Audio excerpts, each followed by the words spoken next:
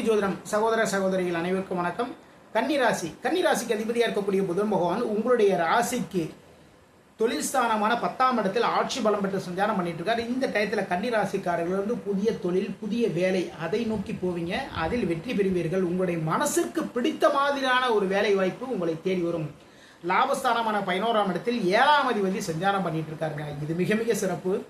கூட்டு தொழில் மூலமாக லாபங்கள், நண்பர்கள் மூலமாக நல்ல வேலை வாய்ப்பு, நண்பர்கள் மூலமாக லாபங்கள் எல்லாமே உங்களை தேடி வரும். உங்களுடைய வாழ்க்கை துணைவி, வாழ்க்கை துணைவரின் மூலமாக மிகப்பெரிய லாபங்கள் உங்களை தேடி வருவதற்கான வாய்ப்புகள் எல்லாமே இருக்கு. இந்த டயத்தில் வந்து கன்னிராசிக்காரர்கள் வந்து குரு பகவான் வழிபாடு பண்ணுங்க, குருமார்கள் வழிபாடு பண்ணுங்க.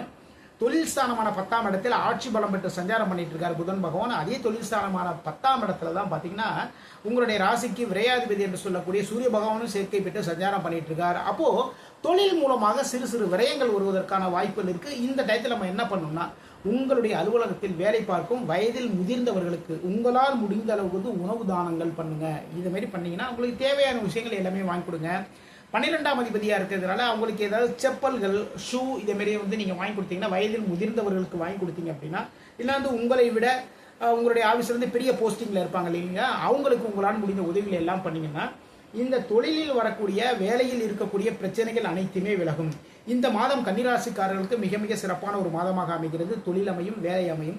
மீண்டும் அடுத்த பதிவில் சந்திப்போம். நம்முடைய ஸ்ரீநிதி ஜோதிடம் சேனல் லைக் பண்ணுங்க, ஷேர் பண்ணுங்க, சப்ஸ்கிரைப் பண்ணுங்க. நான் உங்கள் ஜோதிடர் திருச்சேரி KP ராஜா வெங்கடேஷ். வாழ்க வளமுடன், வாழ்க நலமுடன்.